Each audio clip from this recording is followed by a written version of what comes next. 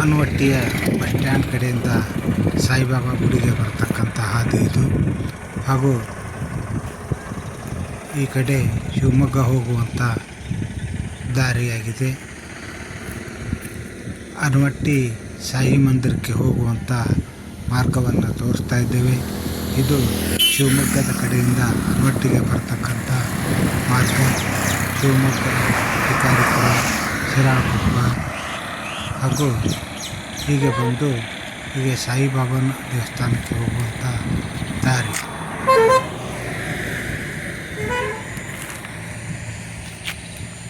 ಹಾಗೂ ಕೇವಲ ಆನವಟ್ಟಿ ಬಸ್ ಸ್ಟ್ಯಾಂಡಿನಿಂದ ಸಾಯಿಬಾಬಾ ದೇವಸ್ಥಾನಕ್ಕೆ 2 ಕಿಲೋಮೀಟರ್ ದೂರದಲ್ಲಿದೆ. ಇದು ಸಾಯಿನಗರದ ಸಾಯಿಬಾಬಾ ದೇವಸ್ಥಾನಕ್ಕೆ ಹೋಗುವಂಥ ದಾರಿ. ಇದೇ ಸಾಯಿಬಾಬಾ ದೇವಸ್ಥಾನ. ಶ್ರೀ ಶಿರಡಿ ಸಾಯಿಬಾಬಾ ದೇವಸ್ಥಾನಕ್ಕೆ ಹೋಗುವಂಥ ಹಾದಿ. ಶ್ರೀಯುತ ಧರ್ಮದರ್ಶಿಗಳು ಶ್ರೀಯುತ ಮಂಜಯ್ಯ ಶಾಸ್ತ್ರಿಗಳು.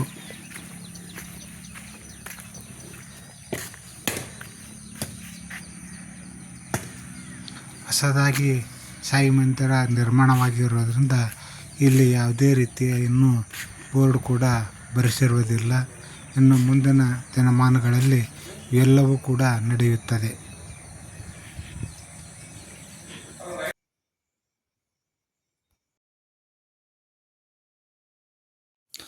ಸಬ್ಸ್ಕ್ರೈಬ್ ಮಾಡಿ, ಲೈಕ್ ಮಾಡಿ ಮತ್ತು ಶೇರ್ ಮಾಡಿ.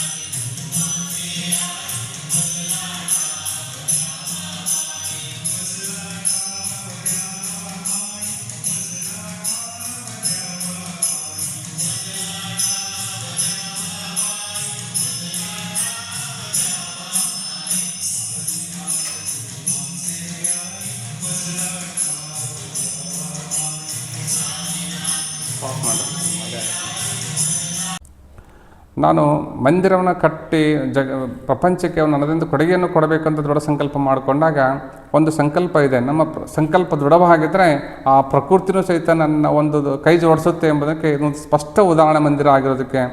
ನಾನು ಮಂದಿರವನ್ನು ಕಟ್ಟಬೇಕು ಅಂತ ಹೇಳಿ ಜಾಗವನ್ನು ನಾನು ಮನಸ್ಸಲ್ಲಿ ಅಂದುಕೊಂಡಾಗ ಯಾವ ದಿಕ್ಕಲ್ಲಿ ಕಟ್ಟಬೇಕು, ಎಲ್ಲಿ ಕಟ್ಟಬೇಕು ಅಂತ ನಾನು ಸ್ವಲ್ಪ ಸರ್ಚಲ್ಲಿದ್ದೆ. ಆ ಸರ್ಚ್ ಮಾಡುವಾಗ ನಾನು ಆನವಟ್ಟಿ ಭಾಗದಲ್ಲಿ, ಈ ಕಡೆ ಶಿರಾಳಕೊಪ್ಪ, ಶಿಕಾರಿಪುರ ಭಾಗದಲ್ಲಿ ಕಟ್ಟಿದರೆ ಒಂದು ಉತ್ತಮ ಆಗುವುದು. ಯಾಕಪ್ಪ ಅಂದರೆ ನಾನು ಶಿಗ್ಗಾಂವಲ್ಲಿರಬೇಕಾದ್ರೆ ಆನವಟ್ಟಿ, ಶಿಕಾರಿಪುರ ಈ ಕಡೆಯಿಂದ ಭಕ್ತರು ಸ್ವರ್ಬಂದ ಅಲ್ಲಿಗೆ ಬರ್ತಾಯಿದ್ರು ಭಕ್ತರು ಶಿಗ್ಗಾಂವಕ್ಕೆ. ಹಂಗಾರೆ ಇಲ್ಲಿನ ಭಕ್ತರಿದ್ದಾರೆ, ಈ ಭಕ್ತರಿಗೆ ಅನುಕೂಲ ಆಗಲಿ ಅನ್ನೋ ಒಂದು ಉದ್ದೇಶದಿಂದ ಆನವಟ್ಟಿ ಭಾಗವನ್ನು ನಾನು ಆಯ್ಕೆ ಮಾಡಿಕೊಂಡು, ಪಾಪ ನಿಜವಾಗ್ಲೂ ನಂಗೆ ಹೇಳಬೇಕಪ್ಪ ಅಂದರೆ ನಾನು ಬರೀ ಕೈಯಲ್ಲೇ ಬಂದಂಥ ಆನವಟ್ಟಿಗೆ ಬಂದಾಗ ಕೇವಲ ಸೈಟ್ ತೆಗೆದುಕೊಳ್ಳುವಷ್ಟೇ ದುಡ್ಡಿಷ್ಟು. ಆ ದುಡ್ಡಿನೊಳಗೆ ಸೈಟ್ ತೊಗೊಂಡ್ಮೇಲೆ ಮಂದಿರವನ್ನು ಕಟ್ಟಬೇಕು ಅಂದಾಗ ಇಲ್ಲಿ ಭಕ್ತರು ನನಗೆ ಅನ್ನ, ನೀರು, ಆಶ್ರಯ ಎಲ್ಲವನ್ನ ನೀಡಿ ಇವತ್ತು ಈ ಮಟ್ಟಕ್ಕೆ ಮಂದಿರ ಕಟ್ಟಲಿಕ್ಕೆ ಒಂದು ಅವಕಾಶವನ್ನು ಮಾಡಿಕೊಟ್ಟಿದ್ದಾರೆ. ಮತ್ತು ಆನವಟ್ಟಿ ಭಾಗದಲ್ಲಿ ಕಟ್ಟೋದ್ರಿಂದ ಇಲ್ಲಿ ಸುತ್ತಮುತ್ತ ಎಲ್ಲ ಭಾಗದಲ್ಲೂ, ಯಾಕಂದರೆ ಮೇನ್ ರೋಡ್ ಇದೆ, ಶಿಕಾರಿಪುರ, ಶಿವಮೊಗ್ಗ, ಹುಬ್ಬಳ್ಳಿ ಮೇನ್ ರೋಡು. ಇಲ್ಲಿ ಸುತ್ತಮುತ್ತ ಎಲ್ಲ ಬಂದು ಹೋಗೋರಿಗೆ ಬಸ್ಸಿನ ಅನುಕೂಲ ಮತ್ತು ಗಾಡಿ ವೆಹಿಕಲ್ ಆಗೋದ್ರಿಂದ ಒಂದು ಅನುಕೂಲ ಆಗುತ್ತೆ ಅಂದ್ಕೊಂಡು ಈ ಪ್ಲೇಸನ್ನು ಆಯ್ಕೆ ಮಾಡಿಕೊಂಡು ಇಲ್ಲಿ ಮಂದಿರವನ್ನು ಕಟ್ಟಿಕೊಂಡೆ. ಇಲ್ಲಿ ಸ್ಟಾರ್ಟಿಂಗಲ್ಲಿ ಬಂದಾಗ ಎಲ್ಲ ಹುತ್ತಗಳೇ ಇದ್ದವು. ಇಲ್ಲೇ ಹುತ್ತಗಳು ಕಾಡಿದ್ದಂಗಿತ್ತು. ಇವತ್ತು ಈ ಕಾಡು ನಾಡಾಗಿ ಪರಿವರ್ತನೆ ಆಗಿದೆಯಪ್ಪ ಅಂದರೆ ಆ ಸದ್ಗುರುವಿನ ಕೃಪೆಯಿಂದ ಮತ್ತು ಗುರುಗಳ ಆಶೀರ್ವಾದದಿಂದ ಅಂದ್ಕೊಂಡು, ಮತ್ತು ಈ ಏರಿಯಾಕ್ಕೆ ಯಾವ ಹೆಸರು ಇರಲಿಲ್ಲ. ಇವತ್ತು ಈ ಮಂದಿರ ಆದಮೇಲೆ ಶ್ರೀ ಸಾಯಿನಗರ ಅಂತಲೇ ಎಲ್ಲರೂ ಇದು ಪುನರ್ ನಾಮಕರಣ ಆಯಿತು ಈ ಏರಿಯಾಕ್ಕೆ. ಮೊದಲು ಈ ಏರಿಯಾದಲ್ಲಿ ಇಲ್ಲಿ ದೊಡ್ಡ ಕಾಡಿದ್ದಂಗೆ ಇತ್ತಂತೆ, ಜನ ಬರೋಕ್ಕೆ ಭಯ ಪಡೋರಂತೆ. ನಮ್ಮ ಮಂದಿರ ಕಟ್ಟಿದ್ಮೇಲೆ ಸಹಿತ ಒಂದು ಬೀದಿ ಲೈಟ್ ಇರಲಿಲ್ಲ, ರಸ್ತೆ ಇರಲಿಲ್ಲ, ಏನೂ ಇರಲಿಲ್ಲ. ಇಲ್ಲಿ ಜನ ಬರೋಕ್ಕೆ ಸಂಜೆ ಆದಮೇಲೆ ಹಗಲೇ ಬರೋಕ್ಕೆ ಹೆದರೋರು. ಇನ್ನು ಸಂಜೆ ಆದಮೇಲೆ ಯಾರೂ ಬರ್ತಿರಲಿಲ್ಲ. ನಾನು ಆದರೂ ಸಹಿತ ಹೆದರದೆ ಕುಗ್ಗದೆ ಒಂದು ದೀಪವನ್ನು ಹಚ್ಕೊಂಡು ಆ ದೀಪದ ಬೆಳಕಿನೊಳಗೆ ನಾನು ಇಲ್ಲೇ ಮಲಗ್ತಾ ಇದ್ದೆ, ಜಪ ತಪ ಆರಾಧನೆ ಮಾಡ್ತಾಯಿದ್ದೆ. ಇವತ್ತು ಜಪ ತಪದ ಕೃಪೆಯಿಂದ ಭಗವಂತ ಇವತ್ತು ಈ ಮಂದಿರ ಈ ಮಟ್ಟಕ್ಕೆ ಬೆಳೆದಕ್ಕೆ ಆ ಭಗವಂತನ ಕೃಪೆಯಿಂದ ಇಷ್ಟೆಲ್ಲ ಆಗಿದೆ ಅಂತ ಹೇಳೋಕ್ಕೆ ನಾನು ತುಂಬ ಖುಷಿಯಾಗಿದೆ, ಹೆಮ್ಮೆ ಇದೆ. ಮತ್ತು ನಾನು ತುಂಬ ಕಷ್ಟ ಅನುಭವಿಸ್ತೀನಿ ಜೀವನದಲ್ಲಿ, ಏನೂ ಇಲ್ಲದೇ ಇವತ್ತು ಹೊರಗಡೆ ಬಂದು ನಾನು ಇಷ್ಟು ಸಾಧನೆ ಮಾಡ್ತಾರಪ್ಪ ಅಂದರೆ ಆ ಭಗವಂತನ ಕೃಪೆಯಿಂದ ಅಂತ ಹೇಳಿ ನಾನು ಹೇಳಲಿಕ್ಕೆ ಇಷ್ಟಪಡ್ತೀನಿ. ಮತ್ತು ತುಂಬ ಅಪಹಾರದ ಭಕ್ತರಿಗೆ ತುಂಬ ಒಳ್ಳೆಯದಾಗಿದೆ. ಹಂಗಾಗಿ ಎಲ್ಲ ಭಕ್ತರಿಗೂ ಸಹಿತ ಒಳ್ಳೆಯದಾಗಲಿ ಅಂತ ಹೇಳಿ ಈ ನಾಡಿನ ಎಲ್ಲ ಜನತೆಗೂ ನಾನು ಭಗವಂತನಲ್ಲಿ ಮತ್ತೊಮ್ಮೆ ಪ್ರಾರ್ಥನೆ ಮಾಡ್ಕೊಳ್ತೀನಿ. ಓಂ ಸಾಯಿರಾಮ್. ಓಂ ಗುರುವೇ ನಮಃ. ಓಂ ಸಾಯಿ ನಮಃ. ನಮ್ಮದು ಸೊರಬ ತಾಲೂಕು ಚಿಕ್ಕಬೂರು ಸ್ವಂತ ಗ್ರಾಮ. ನಾವಿಲ್ಲಿ ಆನೋಟಿಗೆ ಬಂದು 35 ವರ್ಷ ಆಯಿತು. 35 ವರ್ಷದಾಗ ಇಲ್ಲೇ ನೆಲೆಸಿದ್ವಿ. ನಾವು ಸ್ವಂತ ಮನೆ ಎಲ್ಲ ಇಲ್ಲೇ ಮಾಡ್ಕೊಂಡೇವೆ. ಸ್ವಲ್ಪ ಆರೋಗ್ಯ ಸಮಸ್ಯೆ ಇತ್ತು ಅವಾಗ. ಇಲ್ಲಿ ಬಂದಾಗ ಅಜ್ಜರು ಭೇಟಿ ಆದ್ವಿ. ಇಲ್ಲಿ ಅಜ್ಜರು ಒಂದು ಹಳೆ ದೇವಸ್ಥಾನ ಇತ್ತು. ಹಳೆ ದೇವಸ್ಥಾನದಿಂದನೂ ನಾವು ನಡ್ಕೊತಾನೆ ಬಂದಿದ್ದೀವಿ. ಇಲ್ಲಿ ನಡ್ಕೊಂಬಂದಾಗ ಆರೋಗ್ಯ ಸುಧಾರಿಸ್ತು. ಆಮೇಲೆ ನಾವು ವ್ಯವಸಾಯ ಮಾಡ್ತೀವಿ, ರಿಯಲ್ ಎಸ್ಟೇಟ್ ಮಾಡ್ತೀವಿ, ಎಲ್ಲರಿಂದನೂ ನಾವು ಸುಧಾರಿಸಂತ ಬಂದಿದ್ದೇವೆ. ಹಾಗಾಗಿ ನಾವು ಪ್ರತಿ ವಾರವೂ ಸಾಯಿಬಾಬಾ ಬಂದು ಮಂದಿರಕ್ಕೆ ಬಂದು ದರ್ಶನ ತಗೊಂಡು ಪ್ರತಿ ವಾರವೂ ಹೋಗ್ತಾ ಇದ್ದೇವೆ. ನಾವು ದಂಪತಿ ಸಮೇತ ಹೋಗ್ತಾ ಇದ್ವಿ. ಮಕ್ಕಳ ಎಜುಕೇಷನ್ ಚೆನ್ನಾಗ್ತಾಯಿದೆ. ಇದರಿಂದ ನಮ್ಮ ಸಾಯಿ ದೇವಸ್ಥಾನದಿಂದ ಭಾಳ ಒಳ್ಳೆಯದಾಗಿದೆ.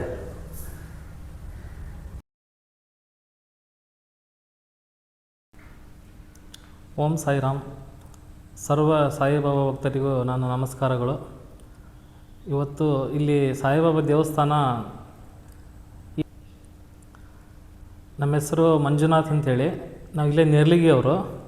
ನಾವು ಇಲ್ಲಿ ಕೋಟಿಪುರ ದೇವಸ್ಥಾನ ಇದ್ದೀವಿ, ಕೈಟಬೇಶ್ವರ ದೇವಸ್ಥಾನದಲ್ಲಿ ನಾವು ವರ್ಕ್ ಮಾಡೋದು. ನಾವು ಸುಮಾರು ಇಲ್ಲಿ ಸಾಯಿಬಾಬಾ ದೇವಸ್ಥಾನ ಇಲ್ಲಿ ಈ ಥರ ದೇವಸ್ಥಾನಕ್ಕಿಂತ ಪೂರ್ವದಲ್ಲಿ ಒಂದು ಚಿಕ್ಕ ದೇವಸ್ಥಾನ ಇತ್ತು. ನಾವು ಆವಾಗಿಂದ ನಡ್ಕೊತಾ ಇದ್ದೀವಿ. ನಮಗೇನಿರಲಿಲ್ಲ, ಸಣ್ಣ ಒಂದು ಹೋಟ್ಲು ಮಾಡ್ಕೊಂಡು ನಾವು ಬಾಡಿಗೆ ಮನೇಲಿ ವಾಸ ಮಾಡ್ತಾಯಿದ್ವಿ. ಬಟ್ ನಮಗೆ ಯಾರೋ ಹೇಳಿದರು, ಹಿಂಗೆ ಸಾಯಿಬಾಬಾಗೆ ನಡ್ಕೊಂಡ್ರೆ ತುಂಬ ಒಳ್ಳೇದಾಗುತ್ತೆ ಅಂದರು. ಫಸ್ಟ್ ನಾವು ನಂಬಿರಲಿಲ್ಲ. ಹಾಗೆ ಎಲ್ಲ ದೇವ್ರನ್ನೂ ಪೂಜೆ ಮಾಡ್ತೀವಿ, ಎಲ್ಲ ದೇವಸ್ಥಾನಕ್ಕೂ ಹೋಗ್ತಿದ್ವಿ ಬರ್ತಿದ್ವಿ. ಬಟ್ ಏನೂ ಒಳ್ಳೇದಾಗಿರಲಿಲ್ಲ.